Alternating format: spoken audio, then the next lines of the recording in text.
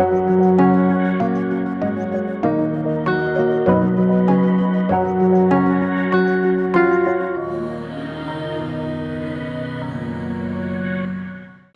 തന്നെ എനിക്ക് നന്ദി പറയാനുള്ളത് എൻ്റെ അമ്മയോടും എൻ്റെ ഈശോയോടുമാണ്.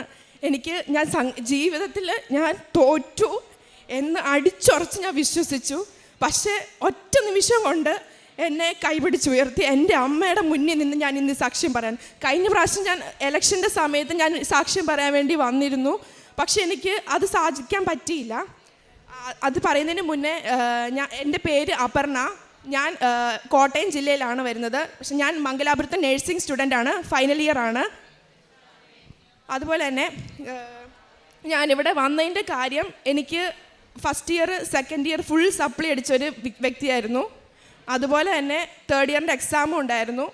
എല്ലാം കൊണ്ടും മാനസികമായിട്ടും തളർന്നു. ആദ്യമേ ഫസ്റ്റ് ഇയറിൻ്റെ എക്സാം വന്നു. എനിക്ക് ഒട്ടും ഇഷ്ടമില്ലാതെ എടുത്തൊരു കോഴ്സാണ് നഴ്സിംഗ്. പക്ഷേ ദൈവത്തിൻ്റെ ഒരു പദ്ധതി എന്ന് പറയുന്ന പോലെ ഞാൻ നഴ്സിംഗ് വന്നു കഴിഞ്ഞു. അതിൻ്റെ എനിക്ക് അത് ഉൾക്കൊള്ളാൻ പറ്റുന്നില്ലായിരുന്നു ആ സബ്ജക്റ്റ്. കാരണം എൻ്റെ ബലഹീനത എനിക്ക് മാത്രമേ അറിയത്തുള്ളായിരുന്നു. +2 വരെ ഞാൻ എങ്ങനെയാണ് പഠിച്ചതെന്ന് എനിക്ക് മാത്രമേ അറിയുള്ളൂ. പിന്നെ ഞാൻ എല്ലാം ദൈവത്തിനും അമ്മ മാതാവിനെ വിട്ടുകൊടുത്ത് പ്രാർത്ഥിച്ചു. എന്തേലും ആട്ടെ അമ്മയെന്ന് പറഞ്ഞ്. പിന്നെ ഇതൊക്കെ ഉടമ്പടി എടുക്കുന്നതിന് മുമ്പുള്ള കാര്യമാണ് കേട്ടോ. അങ്ങനെ ഇരുന്നു. ഫസ്റ്റ് ഇയറിൻ്റെ എക്സാം വന്നു. എനിക്ക് പഠിക്കാനേ പറ്റുന്നുണ്ടായിരുന്നില്ല. പക്ഷെ എന്നാലും ഞാൻ ഉറക്കമില്ലാതെ കഴിക്കാതെ ഇരുന്ന് കഷ്ടപ്പെട്ടിരുന്ന് പഠിച്ചു. പക്ഷേ റിസൾട്ട് വന്നപ്പോൾ ഫുൾ സപ്ലി അടിച്ചു. അത് ഒട്ടും താങ്ങാൻ പറ്റിയില്ലെങ്കിൽ പോലും ശരിയാണ്, ഞാൻ ഉഴപ്പിയിട്ടായിരിക്കും എന്ന് ഞാൻ വിശ്വസിച്ച് മുന്നോട്ട് നീങ്ങി. അതുപോലെ തന്നെ പിന്നെ അതിൻ്റെ പുറകെ സപ്ലിയുടെ എക്സാം വന്നു. സപ്ലിയുടെ എക്സാം വന്നപ്പം എഴുതി, ഒന്നും കിട്ടിയില്ല. അപ്പം അമ്മ കിടന്ന് കരയുന്ന കണ്ടപ്പോൾ തന്നെ എനിക്ക് പകുതി ജീവൻ പോയ പോലെയായി. പപ്പയുടെ അമ്മയുടെ കരച്ചിൽ കണ്ടപ്പം തന്നെ എനിക്ക് എന്ത് ചെയ്യണം, ഇനി മുന്നോട്ട് എങ്ങനെ നീങ്ങി പോകുന്നൊന്നും എനിക്കറിയത്തില്ലായിരുന്നു. അതുപോലെ തന്നെ പിന്നെ സെക്കൻഡ് ഇയറിൻ്റെ എക്സാം വന്നു. സെക്കൻഡ് എക്സാം വരുന്ന സ്റ്റഡി ടൈം ആയപ്പം ലീവിൻ്റെ സമയമാണ്, സ്റ്റഡി ലീവിൻ്റെ സമയമാണ്. ആ സമയത്ത് ഒട്ടും പ്രതീക്ഷിക്കാത്ത രീതിയിൽ ഞാൻ എൻ്റെ അപ്പൻ്റെ മരണ വാർത്ത കേട്ടു. അത് വന്നതോടെ എൻ്റെ കയ്യിൽ നിന്നെല്ലാം പോയി. ഞാൻ ഒട്ടും പ്രതീക്ഷിക്കാത്ത, കാരണം ഞാൻ ജനിച്ചപ്പോൾ തൊട്ട് എന്നും ഒരു കാര്യത്തിന് പോലും മാറി നിൽക്കാതെ എന്നും എൻ്റെ കൂടെ നിന്നിരുന്ന എൻ്റെ അപ്പനായിരുന്നു. അമ്മ ഉണ്ടായിരുന്നു. അമ്മ പക്ഷേ 5 പഠിച്ചപ്പോൾ അമ്മ എന്നെ പുറത്തു പോയതാ. പക്ഷെ അവിടുന്ന് അമ്മേനെ പിടത്തിലായിരുന്നു. പിന്നെ ഞാൻ കാണുന്നത് നഴ്സിംഗ് ഫസ്റ്റ് ഇയർ കയറിയപ്പോഴാണ് എൻ്റെ അമ്മേനെ പിന്നെ കാണുന്നത്. അതുവരെ എൻ്റെ അപ്പനായിരുന്നു എന്നെ വളർത്തിയതും. എൻ്റെ ഒരു കാര്യത്തിനും ഇന്ന വരെ പറ്റില്ല എന്നൊരു വാക്ക് ഇതുവരെ എൻ്റെ അപ്പൻ പറഞ്ഞിട്ടില്ല. പക്ഷേ പെട്ടെന്ന് അത് എന്നെ മരിച്ചെന്ന് അറിയിച്ചിട്ടില്ലായിരുന്നു. ഞാൻ വീട്ടിൽ വന്നു കഴിഞ്ഞാണ് മരിച്ചെന്ന് അറിയുന്നത്. അറ്റാക്കായിരുന്നു. അതും കൂടെ താങ്ങാൻ പറ്റിയ സിറ്റുവേഷനേ അല്ലായിരുന്നു എനിക്ക്. കാരണം എനിക്ക് മാത്രം, എൻ്റെ അമ്മയോട് പോലും ഞാൻ പറഞ്ഞിരുന്നു എനിക്ക് 2 സബ്ജക്റ്റ് കിട്ടി, 3 സബ്ജക്റ്റ് കിട്ടി എന്ന് വരെ ഞാൻ പറഞ്ഞായിരുന്നു. പക്ഷെ അത് അമ്മേനെ വിഷമിക്കാൻ പറ്റത്തില്ലാത്തതുകൊണ്ട് സങ്കടം കൊണ്ട് പറഞ്ഞു പോയതാ. അതുപോലെ അങ്ങനെ ഇരുന്ന് പിന്നെ എനിക്കത് ഒട്ടും ഉൾക്കൊള്ളാൻ പറ്റാതെ, പക്ഷെ എന്ന് കരഞ്ഞൊന്നുമില്ല. ആദ്യം വന്നപ്പോൾ കരഞ്ഞു. പിന്നെ അത് കഴിഞ്ഞ് പിന്നെ എന്തോ ഒരു ശക്തി എനിക്ക് ഉള്ള പോലെ തോന്നി. അത് ദൈവവും മാതാവും തന്നൊരു ശക്തി എന്ന് ഞാൻ വിശ്വസിക്കുന്നു. അതുപോലെ തന്നെ അത് മുന്നോട്ട് നീങ്ങി. അങ്ങനെ ഇരുന്നപ്പം പെട്ടെന്ന് സെക്കൻഡ് ഇയറിൻ്റെ എക്സാം ഫുള്ളും റിസൾട്ട് വന്നപ്പോൾ ഫുള്ളും പോയി, ഒരെണ്ണം പോലും കിട്ടിയില്ല. അപ്പോൾ ഓക്കെ, ഇത്രയായി, എന്തെങ്കിലും ആട്ടെ എന്ന് വെച്ച് ഞാൻ പിന്നെ മുന്നോട്ട് പോയി. പഠിച്ച കാര്യം പോലും ഓർമ്മയില്ലായിരുന്നു തിരിച്ചു വന്നപ്പോൾ. അത് കഴിഞ്ഞ് വന്നു കഴിഞ്ഞ് പിന്നെ സപ്ലിയുടെ സമയമായി കഴിഞ്ഞപ്പോഴത്തേക്കും പിന്നെ എനിക്ക് വല്ലാണ്ട് മാനസികമായിട്ടും പ്രശ്നമാകാൻ തുടങ്ങി. പഠിക്കാനും പറ്റുന്നില്ല, എന്ത് ചെയ്യും എന്നുള്ള രീതിയായി. സപ്ലി വന്നു, ഒന്നും കിട്ടിയില്ല, പോയി. പിന്നെ അങ്ങനെ ഇരുന്ന് ഞാൻ കരഞ്ഞ് വിഷമിച്ചിരിക്കുന്ന കണ്ടപ്പോൾ എൻ്റെ കൂട്ടുകാരി എനിക്ക് കൃപാസനത്തെക്കുറിച്ച് വലിയ അറിവൊന്നും ഇല്ലായിരുന്നു. കൃപാസനം കേട്ടിട്ടുണ്ട്, പക്ഷേ അതിനെക്കുറിച്ച് ഉടമ്പടിനെക്കുറിച്ച് ഒരു ധാരണയില്ലായിരുന്നു. അങ്ങനെ ഇരുന്നപ്പോൾ അവൾ പറഞ്ഞു. പക്ഷെ എൻ്റെ മനസ്സിലൊന്നും ഇല്ലായിരുന്നു. പക്ഷെ ഞാൻ ഓൺലൈനിൽ എടുത്തു. അവളുടെ നിർബന്ധപ്രകാരം ഓൺലൈനിൽ എടുത്തത്. പക്ഷെ എനിക്ക് ആ ഒരു ചിന്തിക്കാനുള്ള സിറ്റുവേഷനോ ഒന്നും ആയിരുന്നില്ല അന്നേരം. പിന്നെ ഞാൻ ആദ്യം വിഷമം കൊണ്ടെടുത്തു. പിന്നെ ഞാനത് ഓൺലൈനിൽ എടുത്തു കഴിഞ്ഞപ്പോൾ എനിക്ക് മാനസികമായിട്ട് ഭയങ്കര ശാന്തമായ അന്തരീക്ഷം എനിക്ക് ഫീൽ ചെയ്യാൻ തുടങ്ങി. അത് കഴിഞ്ഞ് പിന്നെ ഞാൻ അത് വെച്ച് എനിക്ക് ആദ്യമേ കുറേ ബുദ്ധിമുട്ടുണ്ടാകുമെന്ന് ഞാൻ ശരിക്കും വിചാരിച്ചു. പക്ഷേ കുറേ ഉണ്ടായിരുന്നു, ബുദ്ധിമുട്ടുകളുണ്ടായിരുന്നു. വചനം വായിക്കാനാണെങ്കിൽ പോലും ബുദ്ധിമുട്ടുകളുണ്ടായിരുന്നു. പക്ഷേ ഞാൻ അത് മുഴുവനും അതുപോലെ ആ ചിട്ടയിൽ തന്നെ പോയി. അങ്ങനെ ഓൺലൈൻ ഉടമ്പടി എടുത്തു കഴിഞ്ഞ് വന്ന് എനിക്ക് വാശിയായി, എനിക്ക് ഇവിടെ വന്ന് അമ്മയുടെ മുന്നിൽ നിന്ന് എനിക്ക് ഉടമ്പടി എടുക്കണം എന്ന്. അങ്ങനെ ആ വാശിപ്രകാരം തന്നെ അമ്മ എന്നെ ഇവിടെ തന്നെ കൊണ്ടുവന്നു. അന്ന് ഞാനിങ്ങനെ മനസ്സിൽ വിചാരിച്ചു, അമ്മ ഇവിടെ എത്തിക്കാനാണോ നീ എന്നെ ഇത്ര പരീക്ഷിച്ചതെന്ന് ഞാൻ മനസ്സിലിങ്ങനെ വന്നു. പക്ഷേ എന്നിട്ട് ഞാൻ ഉടമ്പടി എടുത്തു. ഉടമ്പടി എടുക്കാൻ കയറിയപ്പോൾ തന്നെ എനിക്ക് ഭയങ്കര അസ്വസ്ഥതകളും വല്ലായ്മ തോന്നി. പക്ഷെ എന്നാലും ഞാൻ വിട്ടുകൊടുത്തില്ല. അത് പിശാചിൻ്റെ വിളയാട്ടാണെന്ന് എനിക്ക് മനസ്സിലായത് കൊണ്ട് ഞാൻ അമ്മയ്ക്ക് വിട്ടുകൊടുത്തു. ഞാൻ അമ്മയുടെ അടുത്ത് വന്നതാ, അമ്മ തന്നെ എന്നെ നോക്കിക്കോണേന്ന് പറഞ്ഞു. അതുപോലെ തന്നെ എന്നെ അമ്മ കാത്തു. അതുപോലെ തന്നെ ഞാൻ വന്നു, ഉടമ്പടി എടുത്തു. ആദ്യം എനിക്ക് ഫുള്ളും ഡൗട്ടായിരുന്നു. ആദ്യമായിട്ട് വന്നതുകൊണ്ട് എനിക്കൊന്നും അറിയില്ല. പക്ഷേ എനിക്ക് നല്ല രീതിയിൽ എല്ലാവരും പറഞ്ഞു തന്നു. നല്ല വൃത്തിക്ക് ഉടമ്പടി എടുത്തു. അതുപോലെ തന്നെ സാക്ഷ്യങ്ങളൊക്കെ ഇവിടെ ഇരുന്ന് കുറേ കേട്ടു. അതുപോലെ തന്നെ വീട്ടിൽ ചെന്നപ്പോൾ തൊട്ട് ഉടമ്പടി ചിട്ടകളെല്ലാം തുടരാൻ തുടങ്ങി. അങ്ങനെ ആദ്യത്തെ ദിവസം തന്നെ വൈകിട്ട് സന്ധ്യാപ്രാർത്ഥന വെച്ച് ആരംഭിച്ചു. പിറ്റേ ദിവസം തൊട്ട് പിന്നെ എല്ലാം അരമണിക്കൂർ വെച്ച്, ചിലപ്പോൾ 1 മണിക്കൂർ, ഇഷ്ടം കൂടുമ്പോൾ ചിലപ്പോൾ 1 മണിക്കൂർ ബൈബിൾ വായിക്കാൻ തുടങ്ങി. അങ്ങനെ ചില നേരങ്ങളിൽ ഒരു പകുതി സമയമായപ്പോൾ, ഒരു 3 മാസത്തിൻ്റെ പകുതി ആയപ്പോൾ എനിക്ക് ഭയങ്കരമായിട്ടും എല്ലാത്തിനും പെട്ടെന്നൊരു മടി പോലെ വന്നു, വചനം വായിക്കാനാണേലും. പക്ഷെ ഞാൻ വായിച്ചു. പക്ഷെ ഇല്ല, മടിക്കാൻ പാടില്ല. പിശാചിൻ്റെ മുന്നിൽ ഞാൻ എൻ്റെ ഈശോനെ മാതാവിനെ തല കുനിപ്പിക്കില്ല എന്ന് മനസ്സിൽ തോന്നിച്ച് പിന്നെ ഞാനത് മുന്നോട്ട് വായിച്ചു. പക്ഷേ മാതാവ് എനിക്ക് തെളിവുകൾ തരുന്നുണ്ടായിരുന്നു. പക്ഷേ ഞാനത് എൻ്റെ തോന്നലുകളാണെന്ന് വിചാരിച്ച് തള്ളിക്കളഞ്ഞു. കാരണം ഞാൻ പ്രാർത്ഥിക്കുമ്പോൾ തിരിയുടെ സൈഡിൽ എല്ലാ ദിവസം തന്നെ മാതാവിൻ്റെ ചെറിയ രൂപം പോലെ വരുമായിരുന്നു, മെഴുകുതിരിയുടെ ഉരുകി വീഴുന്ന ആ പോർഷനിൽ. പക്ഷേ അന്നേരം ഞാൻ അത് ഇപ്പം എനിക്ക് തോന്നുന്നതായിരിക്കുമോ, മാതാവ് ശരിക്കും വന്നതാണോ എന്ന് ഇങ്ങനൊരു സംശയത്തിലായിരുന്നേ. പക്ഷേ എനിക്ക് ഭയങ്കര വിശ്വാസം ഉണ്ടായിരുന്നു. കാരണം ഞാൻ പ്രാർത്ഥിക്കുന്നത് സ്നേഹിക്കാൻ മാത്രം അറിയാവുന്ന അമ്മ മാതാവിനോടും ഈശോയോടുമാണ്. ആ ഒരു ധാരണയിലും ഞാൻ മുന്നോട്ട് നീങ്ങി. അതിങ്ങനെ തേർഡ് ഇയറിൻ്റെ എക്സാം വന്നു. തേർഡ് ഇയറിൻ്റെ എക്സാം വന്നപ്പോഴത്തേക്കും ഫസ്റ്റ് ഇയർ തന്നെ 5 വിഷയമുണ്ട്, സെക്കൻഡ് ഇയർ 5 വിഷയമുണ്ട്, തേർഡ് ഇയർ 4 വിഷയമുണ്ട്. ഇത് സ്പ്ലിറ്റായിട്ടാണ്, ഒരു സബ്ജക്റ്റ് തന്നെ 2 സബ്ജക്റ്റായിട്ടാണ്. അങ്ങനെ മൊത്തത്തിൽ 15 വിഷയമായിരുന്നു എനിക്ക് എഴുതിയെടുക്കാനുള്ളത്. പക്ഷെ ഞാൻ വീട്ടിൽ പോലും പറഞ്ഞില്ല, പേടിച്ചിട്ടല്ല, അവരെയും കൂടെ ഞാൻ അനുഭവിച്ചാൽ എന്തിനാ എൻ്റെ വീട്ടുകാരും കൂടെ അതിന് പറഞ്ഞ് വിഷമിക്കുക, എൻ്റെ അമ്മ എന്തിനാ അത് ഓർത്ത് വിഷമിക്കുന്നതെന്ന് ഞാൻ ആലോചിച്ചു. ഒന്നാമതേ അപ്പൻ്റെ കാര്യത്തിൽ വേദനിക്കുന്നുണ്ടാവും, അതിൻ്റെ ഇടയ്ക്ക് ഞാനും കൂടെ എങ്ങനെയാണ്. പക്ഷെ ഞാൻ തന്നെ എന്നോട് ഓർത്ത് ഞാൻ ചത്ത് കളഞ്ഞാലോ എന്ന് വരെ ചിന്തിക്കുന്ന ഒരു സിറ്റുവേഷൻ വരെ എത്തി. ഇത്രയും നാണം കെടുത്തി. അത് കഴിഞ്ഞ് പിന്നെ രണ്ടും കൽപ്പിച്ച് മുന്നോട്ട് തന്നെ പോയി. പിന്നെ എനിക്ക് ഭയങ്കരമായിട്ട് ചില നേരത്ത് എന്താവും എങ്ങനെയാവും എന്നറിയാൻ പാടില്ലാണ്ട് കുറേ വിഷമങ്ങൾ വന്നു. പിന്നെയും എന്നെ വല്ലാണ്ട് അകറ്റാൻ തുടങ്ങി. അപ്പം ഞാൻ എല്ലാം പ്രാർത്ഥന മുറിയിൽ നിന്ന് കൃപാസന മാതാവിനെ കശുരൂപ മുറുകെ പിടിച്ച് ഞാൻ പ്രാർത്ഥിക്കുമായിരുന്നു. അപ്പോൾ എനിക്ക് ഭയങ്കര ഒരു എന്നാ പറഞ്ഞേ ഒരു എനർജിയും എന്തോ ഒരു ധൈര്യം എനിക്ക് ആരോ തരുന്ന പോലെ എനിക്ക് ഫീൽ ചെയ്തു. ആ ധൈര്യത്തിൽ ഞാൻ പിന്നെ പിടിച്ച് കയറി. അങ്ങനെ ഇരിക്കെ ഞാൻ എൻ്റെ പഠിപ്പിക്കുന്ന ടീച്ചേഴ്സിൻ്റെ മുന്നിലോട്ട് ഞാൻ പോയി. ടീച്ചേഴ്സിനോട് ഞാൻ കാര്യങ്ങളെല്ലാം പറഞ്ഞു. ഇങ്ങനെ ഒരു മാനസികാവസ്ഥയിലാണ്, എനിക്ക് പഠിക്കാൻ പറ്റുന്നില്ല മാം, ഞാൻ എന്ത് ചെയ്യണം എന്നറിയത്തില്ല. അപ്പോൾ ടീച്ചേഴ്സ് പറഞ്ഞു, നീ ധൈര്യമായിട്ടിരുന്നോ. മീൻസ് അമ്മ മാതാവ് അയച്ച പോലെ തന്നെ കുറേ ടീച്ചേഴ്സ് ഞാൻ പറയാതെ തന്നെ എൻ്റെ അടുക്കിലേക്ക് വന്നു. അങ്ങനെ കുറേ മോട്ടിവേഷൻ തന്നു. പിന്നെ ഓക്കെ ഫൈനായി, അങ്ങനെ പഠിക്കാൻ തുടങ്ങി. എക്സാമായി. പക്ഷേ എക്സാമിൻ്റെ ടൈമിൽ പോലും എനിക്ക് ആദ്യത്തെ ദിവസം തന്നെ 2 എക്സാം, അതിൻ്റെ അടുത്ത ദിവസം തന്നെ വേറെ 2 എക്സാം. അങ്ങനെ ഫുൾ ടഫായിരുന്നു. ഒരാഴ്ച ഉറങ്ങാതെ എന്നെ കുറേ ഇട്ട് വലയിപ്പിച്ചു.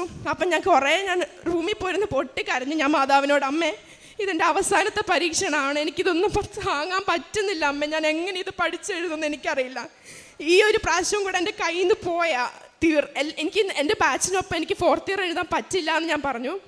ഞാൻ കുറേ കരഞ്ഞു. കുറേ അമ്മയോട് എൻ്റെ സ്വന്തം അമ്മയാണ് എൻ്റെ അമ്മ, രക്ഷപ്പെടുത്താം അമ്മയെന്ന് പറഞ്ഞ് ഞാൻ കുറേ പ്രാർത്ഥിച്ചു. ഞാൻ എന്തൊക്കെ പറഞ്ഞെന്ന് എനിക്ക് ഓർമ്മയൊന്നുമില്ല.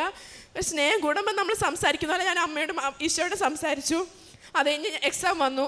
എക്സാം വന്നപ്പോൾ ആദ്യത്തെ ദിവസം ഞാൻ എല്ലാ അമ്മയുടെ ഉടമ്പടി വസ്തുക്കളെല്ലാം ഉപ്പും തൈലവും എല്ലാം കൊണ്ടുപോയി കാശുരൂപ ഞാൻ മുറുകെ പിടിച്ചേക്കുമായിരുന്നു. എക്സാം ഹോളിൽ കയറി ഞാൻ ശരിക്കും പ്രാർത്ഥിച്ചിട്ടാണ് കയറിയപ്പോൾ ക്വസ്റ്റ്യൻ പേപ്പർ കണ്ടപ്പം പഠിച്ചൊന്നും അല്ലായിരുന്നു വന്നേ. പക്ഷേ എനിക്ക് കരയണോ എന്ത് ചെയ്യണമെന്ന് അറിയാൻ പാടില്ല. പക്ഷെ എന്നാലും ഞാൻ വിശ്വാസം കൈവിട്ടില്ല, മാതാവിനെ മുറുകെ പിടിച്ചു. പക്ഷേ ഞാൻ അറിയാവുന്ന ക്വസ്റ്റ്യൻ്റെ ഞാൻ പഠിച്ചത് വെച്ച് എഴുതി വെച്ചു. അതിൻ്റെ ആൻസറേ അല്ലായിരുന്നു, വേറെ പല ആൻസർ എഴുതി വെച്ച് പേപ്പർ തികച്ചു. അങ്ങനെ അത് കഴിഞ്ഞു. എല്ലാ എക്സാമിനും തന്നെ ഞാൻ അങ്ങനെ ചെയ്തു. അങ്ങനെ കാശ് മുറുകെ പിടിച്ചു. ഞാൻ വന്ന് എക്സാം കഴിഞ്ഞ് വരുമ്പോഴും ഞാൻ മാതാവിനെ കെട്ടിപ്പിടിച്ച് ചിലപ്പോൾ ഞാൻ കരയും. കാരണം എനിക്ക് അതുപോലെ സഹിക്കാൻ പറ്റത്തില്ല. ഇനി തോറ്റ് കഴിഞ്ഞാൽ എനിക്ക് വയ്യ മാതാവെ, ഇനി താങ്ങാനായിട്ട് ഞാൻ ചത്തുകളയും, സത്യം പറഞ്ഞ് ചത്തുകളയെന്ന് പറഞ്ഞു. പക്ഷേ ആ സമയം അമ്മ എനിക്ക് പിന്നെ എന്തോ മനസ്സിലൊരു കുളിർമ പോലെ തരുമായിരുന്നു. ഇല്ല മോളെ പോട്ടെ എന്നുള്ളൊരു രീതിയിൽ നിനക്ക് കിട്ടും. പക്ഷെ എന്നാലും എൻ്റെ മനസ്സ് പറഞ്ഞുകൊണ്ടിരുന്നു എനിക്ക് കിട്ടും എന്ന് മനസ്സിലിടയ്ക്ക് പറയുന്നുണ്ടായിരുന്നു. പക്ഷെ ഞാൻ രണ്ട് കൽപ്പിച്ച എക്സാം എല്ലാം തീരാറായി. ലാസ്റ്റ് എക്സാം വന്നു. ഞാൻ ചൈൽഡ് ഞങ്ങൾക്ക് തേർഡിൽ ഏറ്റവും ടഫസ്റ്റ് സബ്ജക്റ്റാണ് ചൈൽഡ്. അന്ന് തന്നെ ഫസ്റ്റ് ഇയറിൻ്റെ ഒരു എക്സാം ഉണ്ടായിരുന്നു. ഇത് രണ്ടും ഞാൻ എങ്ങനെ മാനേജ് ചെയ്യുമെന്ന് എനിക്കറിയത്തില്ല. ഒരു ദിവസം പോലും അവധിയില്ല. അങ്ങനെ ഇരിക്കുമ്പം എനിക്ക് എന്ത് ചെയ്യാൻ പറ്റും? ഞാൻ അവിടെ എക്സാം ഹോളിൽ ഇരുന്ന് കരയാൻ തുടങ്ങി. അപ്പം എൻ്റെ പെട്ടെന്ന് മാതാവ് വിട്ട പോലെ ഒരു മാം എൻ്റെ അടുത്ത് വന്നു. നീ എന്തിനാ കരയുന്നതെന്ന് ചോദിച്ചു. അപ്പം ഞാൻ പറഞ്ഞു ഒന്നുമില്ല മാം എന്ന് പറഞ്ഞു. അപ്പം മാം പറഞ്ഞു നീ എന്തിനാ കരയുന്നത്? നീ പ്രാർത്ഥിക്കുന്നുണ്ട്, നിൻ്റെ മാതാവ് നിന്നെ രക്ഷിച്ചിരിക്കും എന്ന് പറഞ്ഞു. നിന്നെ പ്രാർത്ഥിക്കുന്ന ദൈവം നിന്നെ കേൾക്കാതിരിക്കില്ലെന്ന് പറഞ്ഞു. കാരണം അവർക്കെല്ലാം അറിയാം പ്രാർത്ഥിക്കുന്ന രീതിയൊക്കെ. അതുപോലെ അങ്ങനെ പറഞ്ഞു. അപ്പോൾ എനിക്കൊരു കോൺഫിഡൻസ് ആയി. ഞാനിരുന്ന് എഴുതാൻ തുടങ്ങി. പക്ഷെ ക്വസ്റ്റ്യൻ പേപ്പർ കിട്ടുന്നതിന് ഞാൻ ആ ഒരു സബ്ജക്റ്റിൻ്റെ പേജ് പോലും തുറക്കാണ്ട് പോയതാണ്. ഞാൻ ഫസ്റ്റ് ഇയറിൽ മാത്രം കോൺസെൻട്രേറ്റ് ചെയ്തോളൂ, തേർഡ് ഇയർ കോൺസെൻട്രേറ്റ് ചെയ്തില്ല. അങ്ങനെ ഇരിക്കെ ഞാൻ പേപ്പർ തുറന്ന് നോക്കിയപ്പോൾ ഫുള്ള് നമ്മുടെ ബേസിക്കലി എഴുതാൻ പറ്റുന്ന ക്വസ്റ്റ്യൻസ്. അപ്പം ഞാൻ തന്നെ ഞെട്ടിപ്പോയി. ദൈവമേ, ചരിത്രത്തിൽ ആദ്യമായിട്ടാണ് ഞങ്ങളുടെ ഒരു ക്വസ്റ്റ്യൻ വരാതിരിക്കുന്നത്. ഗ്രോത്ത് ആൻഡ് ഡെവലപ്മെൻറ്റ് എന്ന് പറഞ്ഞൊരു ക്വസ്റ്റ്യൻ വരാതിരിക്കുന്നത്. അത് ഞാൻ കണ്ടപ്പോൾ എല്ലാവരും ഞെട്ടി, മാംസ് വരെ ഞെട്ടിപ്പോയി. ആ ക്വസ്റ്റ്യൻ ഇല്ലല്ലോ എന്ന് പറഞ്ഞാൽ ആദ്യത്തെ ബാച്ചായിരിക്കും ഇങ്ങനെ വരാത്തതെന്ന് പറഞ്ഞ് അത് ഭയങ്കര പാടായിരുന്നു. അങ്ങനെ അതെല്ലാം എഴുതി എക്സാം കഴിഞ്ഞു. റിസൾട്ട് വരുന്നില്ല. എനിക്കാണെങ്കിൽ ടെൻഷനായിട്ട് വയ്യ. പക്ഷെ എന്നാലും അമ്മ മാതാവ് ഉള്ളതുകൊണ്ട് എനിക്ക് കൃപാസനത്തിൽ ഒന്നുകൂടെ വരണമെന്ന് ഭയങ്കര ആഗ്രഹമായിരുന്നു. പക്ഷെ നടന്നില്ല. പക്ഷെ അത് കഴിഞ്ഞ് പിന്നെ അങ്ങനെ ഇരിക്കുക. പെട്ടെന്ന് ഞാൻ നൈറ്റ് ഡ്യൂട്ടി നിന്ന സമയത്ത് റിസൾട്ട് വന്നു. അപ്പം റിസൾട്ട് എന്തായെന്നൊന്നും എനിക്കറിയില്ല. ഞാൻ ഡ്യൂട്ടിക്ക് നിൽക്കുക, ഫോൺ എടുക്കാൻ പറ്റില്ല. അങ്ങനെ ഞാൻ എനിക്ക് ഒട്ടും പറ്റാഞ്ഞിട്ട് ഞാൻ റൂമിൽ പോയി, നഴ്സസ് റൂമിൽ ചെന്ന് എൻ്റെ കൂട്ടുകാരി വിളിച്ച് കോളുണ്ടായിരുന്നു. അപ്പോഴും ഞാൻ പ്രത്യക്ഷീകരണം 7 പ്രാവശ്യം ചൊല്ലി, മാം എൻ്റെ മാതാവേ ഈ പ്രാവശ്യമെങ്കിലും ഒന്ന് പാസ്സാക്കി, എനിക്ക് ഇനി ഇത് കേൾക്കാനായിട്ട് ഇനി എന്ത് ചെയ്യുമെന്നൊന്നും എനിക്കറിയില്ല. അതുകൊണ്ട് രണ്ടും കൽപ്പിച്ച് ഞാൻ അവളെ തിരിച്ചു വിളിച്ചു. അപ്പോഴത്തേക്കും ഞാൻ ആദ്യം അവളോട് പറഞ്ഞു, എന്നെ ആദ്യത്തെ വൃക്ഷം കിട്ടിയില്ലെന്ന് മാത്രം നീ എന്നോട് പറയരുത്, കിട്ടിയെന്നേ പറയാവുള്ളെന്ന് പറഞ്ഞു. അങ്ങനെ വിളിച്ചപ്പം അവൾ പറഞ്ഞു എടി ഫസ്റ്റ് ഇയർ ഫുള്ളും ക്ലിയർ ആയി എന്ന് പറഞ്ഞു. അത് കഴിഞ്ഞ് അത് സന്തോഷമായി. അതെനിക്ക് വിശ്വസിക്കാൻ പറ്റിയില്ല. അത് കഴിഞ്ഞ് പിന്നെ തേർഡ് ഇയറിൻ്റെ റിസൾട്ട് തേർഡ് ഇയറിൻ്റെ റിസൾട്ട് വന്ന് പറഞ്ഞു ഒരു വിഷയം ഒഴിച്ചാൽ ഞാൻ പഠിച്ച സബ്ജക്റ്റ് ഒഴിച്ച് ബാക്കി 3 സബ്ജക്റ്റും ക്ലിയറായി. അങ്ങനെ പറഞ്ഞപ്പം എനിക്ക് എന്നെ തന്നെ ഞാൻ മറന്നു. കാരണം എനിക്കറിയില്ല, എൻ്റെ മെറിറ്റ് കൊണ്ടേ അല്ല കിട്ടിയത്. ഞാൻ ഒട്ടും പഠിക്കാതെ പോയ സബ്ജക്റ്റൊക്കെ പാസ്സായെന്ന്, അത് ഏറ്റവും ഹൈ മാർക്കിൽ പാസ്സായെന്ന് കേൾക്കുമ്പോൾ എനിക്ക് സത്യം പറഞ്ഞാൽ എനിക്ക് വിശ്വസിക്കാൻ പറ്റിയിരുന്നില്ല. അതുപോലെ തന്നെ അങ്ങനെ അതൊക്കെ കഴിഞ്ഞു. പിന്നെ അത് കഴിഞ്ഞ് സെക്കൻഡ് ഇയറിൻ്റെ റിസൾട്ട് അറിയാൻ വേണ്ടി വെയിറ്റ് ചെയ്തു. സെക്കൻഡ് ഇയറിൻ്റെ റിസൾട്ട് വരാൻ ഒരാഴ്ച എടുത്തു. അങ്ങനെ സെക്കൻഡ് ഇയറിൻ്റെ റിസൾട്ട് വന്നപ്പോൾ സെക്കൻഡ് ഇയർ ഒന്നും എഴുതാത്ത സബ്ജക്റ്റ് വരെ അമ്മ മാതാവ് എനിക്കത് ക്ലിയർ ആക്കി തന്നു.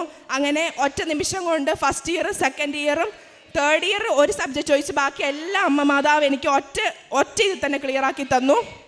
അങ്ങനെ അതുപോലെ തന്നെ ആ ഒരു സബ്ജക്റ്റ് ഞാൻ കഴിഞ്ഞ ഇടയ്ക്ക് എഴുതി. ആ ഒരു സബ്ജക്റ്റ് ഇനി ലാസ്റ്റ് ടേണാ, അത് എഴുതിയില്ലെങ്കിൽ എനിക്ക് ഫോർത്ത് ഇയർ എൻ്റെ ബാച്ചിനൊപ്പം പാസ് ഔട്ട് ആകാൻ പറ്റത്തില്ല, ഫോർത്ത് ഇയർ എഴുതാനും പറ്റത്തില്ല. അങ്ങനെ ഇരിക്കെ പക്ഷെ എനിക്ക് പേടിയോ ടെൻഷനോ ഒന്നും ഇല്ലായിരുന്നു. കാരണം ഇത്രയും തന്നത് എൻ്റെ അമ്മയാണ്. ആ അമ്മ തന്നെ എനിക്കിത് തരുമെന്നുള്ള ഒറ്റ വിശ്വാസം, ആ വിശ്വാസത്തിൽ മുന്നോട്ട് പോയി. റിസൾട്ട് വന്നപ്പോൾ എഴുതി. റിസൾട്ട് അതുപോലെ അതിൻ്റെ പ്രാക്ടിക്കൽ എക്സാം വന്നപ്പം അന്ന് രാവിലെ ഞാൻ ഓൺലൈൻ ഉടമ്പടി എടുത്തിട്ട് 1 വർഷമായി. ഓഗസ്റ്റ് 2-ാം തീയതി 2023. അതുപോലെ തന്നെ ഞാൻ ഇവിടെ വന്ന് ഉടമ്പടി എടുക്കുന്നത് ഡിസംബർ 18-നാണ്. അങ്ങനെ ഓഗസ്റ്റ് 2-ാം തീയതി ആയപ്പോൾ വെളുപ്പിനെ എണീറ്റ് 5:30 പ്രാർത്ഥന ചൊല്ലാം. അന്നേരം ഞാൻ ഉടമ്പടിയിലല്ല, എന്നാലും പ്രാർത്ഥിച്ചുകൊണ്ടിരുന്നപ്പം തിരിക്കകത്ത് മാതാവിൻ്റെ ചെറിയൊരു രൂപം കണ്ടു. അപ്പോൾ അന്നത്തെ പ്രാക്ടിക്കൽ എക്സാമിനർ ഭയങ്കര സീനായിരുന്നു, ഞങ്ങളുടെ ഇൻറ്റേർണൽ. അപ്പം അന്നത്തെ ആ പ്രാക്ടിക്കൽ എക്സാം ജീവിതത്തിൽ എനിക്ക് മറക്കാൻ പറ്റില്ല. കാരണം ഇതുവരെയുള്ള പ്രാക്ടിക്കൽ എക്സാമിൽ ഏറ്റവും ബെസ്റ്റ് എക്സാം ആയിരുന്നു. കാരണം ഞാൻ പേടിച്ച ഇൻറ്റേർണൽ എന്നോട് ഒരു ക്വസ്റ്റ്യനും ചോദിച്ചില്ല, എക്സ്റ്റേണലാണ് ചോദിച്ചത്. അതെനിക്ക് ഏറ്റവും നന്നായിട്ട് വൃത്തിക്ക് അറിയാവുന്ന 2 ക്വസ്റ്റ്യനാണ് ചോദിച്ചത്. അങ്ങനെ ആ വിഷയം ഞാൻ ക്ലിയർ ചെയ്തു. അങ്ങനെ 3 വിഷയം ഞാൻ 3 വർഷത്തെ 4-ാം വർഷം എഴുതാവുന്ന രീതിയിൽ എല്ലാം ക്ലിയർ ചെയ്ത് മാതാവ് എന്നെ അനുഗ്രഹിച്ചു. അതുപോലെ തന്നെ പിന്നെ പറയാനുള്ളത്, ഞാൻ എൻ്റെ അപ്പനും വല്യപ്പനും മരിച്ചു പോയായിരുന്നു. ഈ അപ്പം മരിച്ചു 1 വർഷം ആവുന്നതിന് മുന്നേ എൻ്റെ വല്യപ്പയും മരിച്ചു പോയത്. വല്യപ്പന് മരിച്ചു പോയി കഴിഞ്ഞപ്പം വീട്ടിലാരും ഇല്ലാണ്ടായി. അനിയനും വല്യമ്മ മാത്രമേ ഉള്ളൂ. അങ്ങനെ വല്യമ്മയ്ക്ക് മേലാത്തതാ, വല്യമ്മ നടക്കാത്തതാ. അപ്പം വല്യമ്മയുടെ കാലിനും വയ്യായികയുള്ളതാ. അപ്പം അതൊക്കെ സൗഖ്യമായി. പിന്നെ അതുപോലെ തന്നെ വല്യമ്മേനെ നോക്കാൻ നല്ല ഒരാളെ അയക്കണമെന്ന് ഞാൻ അന്ന് ഉടമ്പടി വെച്ചിരുന്നു. അതുപോലെ തന്നെ മാതാവ് അത് കേട്ടു. ആ നിമിഷം തന്നെ ഇന്നത്തെ കാലത്ത് അത്ര നന്നായിട്ട് മക്കൾ പോലും നോക്കില്ല, അതുപോലെ നല്ലപോലെ രീതിയിൽ നോക്കുന്ന ഒരു ആൻറ്റി, പൊന്നുപോലെ ഒരു ആൻറ്റീനെ അമ്മ മാതാവ് എൻ്റെ അമ്മച്ചിക്ക് കൊടുത്തു. അതുകൊണ്ട് അമ്മച്ചിയുടെ കാര്യത്തിൽ എനിക്ക് വലിയ പേടിയൊന്നുമില്ല. അതുപോലെ തന്നെ പിന്നെ പറയാനുള്ളത്, ഞാൻ വീട്ടിൽ ഞാൻ ചാച്ചൻ്റെ എൻ്റെ വല്യപ്പച്ചൻ്റെ മരിച്ചതിന് ഇത് പോയി കഴിഞ്ഞ് തിരിച്ച് വന്നപ്പോൾ ട്രെയിൻ ലേറ്റായി കഴിഞ്ഞപ്പം വന്നപ്പോൾ 8:30 ട്രെയിൻ എത്തിയപ്പോൾ മാംഗ്ലൂർ റീച്ച് ചെയ്തപ്പം 8:30 ആയപ്പോൾ ഞാൻ ഹോസ്റ്റലിൽ വന്നപ്പോഴേ അവിടെ സേഫ് അല്ലാന്ന് തോന്നിയോണ്ട് ഹോസ്റ്റലിൽ വിളിച്ച് ചോദിച്ചു കയറ്റുമെന്ന്. അപ്പോൾ അവർ പറഞ്ഞു കയറ്റത്തില്ല എന്ന് പറഞ്ഞു. അവരെന്നോട് ചൂടായി. അപ്പോൾ ഞാൻ ഫോൺ കട്ട് ചെയ്തു. അങ്ങനെ ഇരുന്നപ്പം പെട്ടെന്ന് എന്ത് ചെയ്യും, കാരണം എനിക്ക് നാളെ അസൈൻമെൻറ്റ് വെക്കാനുണ്ട്. അസൈൻമെൻറ്റും എഴുതിയിട്ടില്ല. അസൈൻമെൻറ്റിൻ്റെ കാര്യം ഓർത്ത് എനിക്ക് ടെൻഷനായി, കാരണം അത് വെച്ചിട്ട് ഞങ്ങൾക്ക് IMR കിട്ടത്തില്ല. അങ്ങനെ ഇരിക്കുമ്പോൾ IMR വിഷയം എല്ലാം കൂടെ ആയപ്പോൾ എനിക്ക് കഴിഞ്ഞ ദിവസം ശരിയായില്ലായിരുന്നു, ഇന്നും ഉറക്കം ശരിയായില്ലെങ്കിൽ അതിൻ്റെ വിഷയം വരും. എല്ലാം കൊണ്ട് ഞാൻ മെൻ്റലി ഇതായി. അങ്ങനെ ഇരിക്കുമ്പം ഞാൻ പെട്ടെന്ന് ഞാനിങ്ങനെ ഓർത്ത് ആരെങ്കിലും വിളിച്ച് ചോദിച്ചാൽ എവിടെയെങ്കിലും കിട്ടുമോ, എവിടെയെങ്കിലും താമസിക്കാനെങ്കിലും കിട്ടുമോ. കാരണം ഞാൻ അവിടെ നിന്നപ്പോൾ അവിടെ ആണുങ്ങൾ മാത്രമുള്ളായിരുന്നു. നോട്ടം പാവൊന്നും ശരിയല്ലായിരുന്നു അത്രയ്ക്ക്. കാരണം രാത്രിയും കൂടെ ആയതുകൊണ്ട് എനിക്ക് നല്ല പേടി തോന്നിയുകൊണ്ട് ഞാൻ പഠിക്കുന്ന എൻ്റെ ഹോസ്പിറ്റലിലോട്ട് വന്നു. ഹോസ്പിറ്റലിൽ വന്നിരുന്നപ്പോൾ അവിടെ ഇന്ന് അസൈൻമെൻറ്റെങ്കിലും എഴുതാമെന്ന് വിചാരിച്ച് വന്നപ്പം അവിടുത്തെ ലൈറ്റും എല്ലാം ഓഫ് ചെയ്ത് ആകെ പ്രതിസന്ധിയിലായി. പിന്നെ അത് ഇനി ഞാൻ രണ്ടും കൽപ്പിച്ച് എന്നെ ഉടമ്പടി ഉടമ്പടി എടുക്കാൻ കാരണമായ എന്നെ എടുപ്പിച്ചവൾ ഞാൻ ജസ്റ്റ് ഒന്ന് വിളിച്ചു. അപ്പോൾ മനസ്സ് തോന്നി അവളെ വിളിക്കാമെന്ന് തോന്നി. അങ്ങനെ വിളിച്ചു. അങ്ങനെ അവളിങ്ങനെ പറഞ്ഞു, അവൾ താമസിച്ചിരുന്നവരുണ്ട്, അവിടെ ഒരു അമ്മയും മോളും അവളെ. അങ്ങനെ അവളുടെ നിർദ്ദേശം പ്രകാരം ഞാൻ അങ്ങോട്ട് ചെന്നു. അവിടെ ചെന്ന് കഴിഞ്ഞപ്പം നേരെ ചെന്നത് ഉടമ്പടി എടുത്തവരുടെ വീട്ടിലോട്ടാണ് ചെന്ന് കയറിയത്. ആരാന്നോ എന്തെന്നോ ഒന്നും എനിക്കറിയത്തില്ല. പക്ഷെ ഒരു അമ്മയും മോളും. ഞാൻ ചെന്ന് കയറിയപ്പോഴേ കൃപാസന മാതാവിൻ്റെ രൂപ ഞാൻ കണ്ടേ.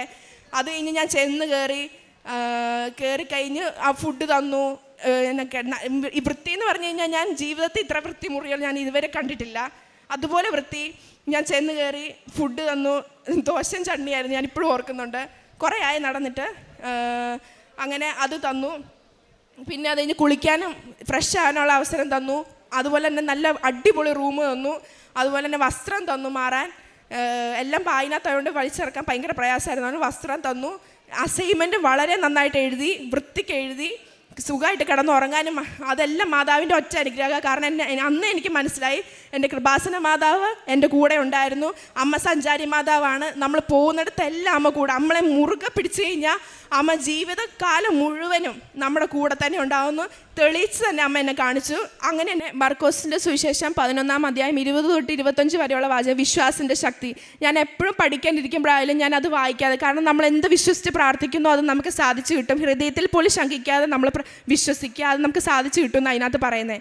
അത് തന്നെ ഞാൻ എപ്പോഴും വായിക്കുമ്പോൾ അത് തന്നെ എനിക്ക് ഭയങ്കര ഒരു പ്രചോദനമാകാറുണ്ട്. അതുപോലെ തന്നെ അച്ഛൻ്റെ ഓരോ ധ്യാനം കൂടുമ്പോഴും ഭയങ്കര ഒരു എനർജി എനിക്കത് കഴിയുമ്പം തന്നെ ഓരോ കാര്യങ്ങൾ ചെയ്ത്, ചിലപ്പം എന്തെങ്കിലും പൊതുപ്രവർത്തനങ്ങളാണ്, എന്തെങ്കിലും ചെയ്യാൻ തോന്നും. ഇങ്ങനെ പള്ളിറേറ്റ് വചനം ഇടാൻ തോന്നും, തന്നെയായിട്ട് വീഡിയോസ് ഉണ്ടാക്കി ഇടാൻ ചിലപ്പോൾ തോന്നും, വചനം എടുത്ത് വേറെ ഇൻസ്റ്റയിൽ നിന്ന് എടുത്തിടാൻ തോന്നും. അങ്ങനെ കുറേ പ്രചോദനമായിട്ടുണ്ട്. അതുപോലെ തന്നെ യൂട്യൂബിലെല്ലാം ഷെയർ ചെയ്യാറുണ്ട്. പിന്നെ അതുപോലെ തന്നെ പൊതുപ്രവർത്തനങ്ങളും ഒക്കെ പറയുമ്പം ഈ വഴിയരികെ കാണുന്ന ചിലപ്പോൾ അമ്മയും കുഞ്ഞുങ്ങളും കാണൂലേ, അപ്പം അവരെ കാണുമ്പോൾ ചിലപ്പോൾ ഞാൻ തന്നെ എന്നെ തന്നെ ചിന്തിക്കും, കാരണം ഈ സ്ഥിതി ഞാനും എൻ്റെ അമ്മയായിരുന്നെങ്കിൽ എന്ന് വിചാരിച്ച് ഞാൻ അങ്ങനെ ചെയ്യുമായിരുന്നു. അങ്ങനെ ഞാൻ എന്നെക്കൊണ്ട് പറ്റുന്ന രീതി, എൻ്റെ കൈ കാശുണ്ടെങ്കിൽ ചിലപ്പോൾ കാശ് ഫുഡും മേടിച്ചു കൊടുക്കുമായിരുന്നു. അതുപോലെ തന്നെ എൻ്റെ എക്സാമിനാണെങ്കിലും എനിക്ക് വേണ്ടി മാത്രമല്ലായിരുന്നു ഞാൻ പ്രാർത്ഥിച്ചിരിക്കുന്നത്, എൻ്റെ ഫ്രണ്ട്സിന് വേണ്ടി എൻ്റെ ബാച്ച് ഫുള്ള് ഞാൻ ഹോൾ ടിക്കറ്റ് കൊണ്ടുപോയി പ്രാർത്ഥിച്ച് വെഞ്ചരിച്ച് കൊടുക്കുമായിരുന്നു. അതുപോലെ തന്നെ എല്ലാവർക്കും വേണ്ടി പ്രാർത്ഥിക്കാനുള്ള വരവും എനിക്ക് ഇതിലൂടെ ലഭിച്ചിട്ടുണ്ട്.